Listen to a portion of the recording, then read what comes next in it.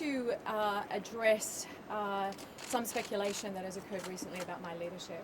And it became obvious to me in the two Sydney newspapers today that there is some information that is being put out there that is absolutely factually incorrect. No one has asked me to step down. No one. That includes no one within the party and no one within the caucus. No one at all, categorically, has asked me to step down. So the reports this morning are just not only erroneous, they are so far removed from the truth. The fact is that I am the leader of the Labor Party in New South Wales. I was democratically elected. I have the support of the caucus, which has been confirmed over the last 48 hours, and I have the support of our rank and file. You know, I'm the first democratically elected leader in New South Wales, and that is important for me. It's important in knowing that I have the support of the caucus and the rank and file going forward. Now, I have waited 48 hours. So yesterday I sat back and I waited to see what would happen. I did as I said to all of you. I thought about what had happened during that by-election, what we needed to do, and I think the last thing I said to you when you asked about my leadership was that I believe I needed to be part of the solution.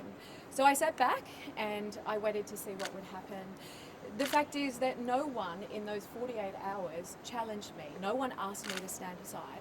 No one at all made any comment that would in any way be construed as them not having confidence in me.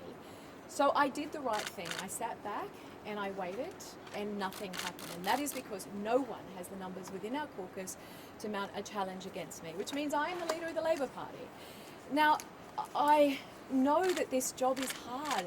Being in opposition is really hard, particularly during a COVID environment. Have we struggled to get our messages out there? Yes. Am I perhaps not as popular as Gladys Berejiklian? Yes. But for me, popularity is not what's important. It's actually about getting out of bed every day and making sure that I do the right thing, that I'm shaping a party that is able to govern in 2023. I went back into politics after losing the Newcastle election because I wanted to make politics better. I wanted very much to make sure that the events that occurred when we were in government never occurred again. The fact is that they are occurring again, and I have a job to call that out. I have a job to make sure that I am a different voice in this conversation.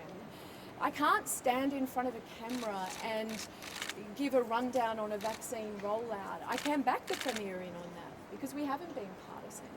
I can't talk about whether we have new cases or not because I'm not privy to that. But when the Premier comes up with a solution, I will back her in. My job as Labor leader is to make sure that as a party we are doing what it takes now to win the election going forward and holding the government to account. And we have some real fundamental issues in this state that need to be addressed. It's not just about the fact that the Premier knew about corruption and did nothing. That is just the tip of the iceberg because there are so many scandals within this government. And because you have a Premier that turns a blind eye, those scandals are allowed to continue. So my voice in that will always be important. My voice will always have a role because I fought that. I've been there. I understand what happens when you let that go. That is my job. But my job as leader of the Labor Party is also to lead our party to a place where we can win in 2023. Is that easy? No, it's not. It's not easy.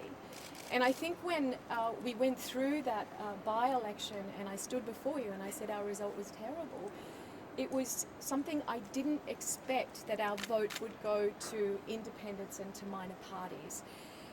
But that actually gave me heart, and I said this to you the other day as well. It gave me heart because I believe that vote can be taken back. It didn't go to the National Party. The National Party suffered a 3% swing against it on primaries.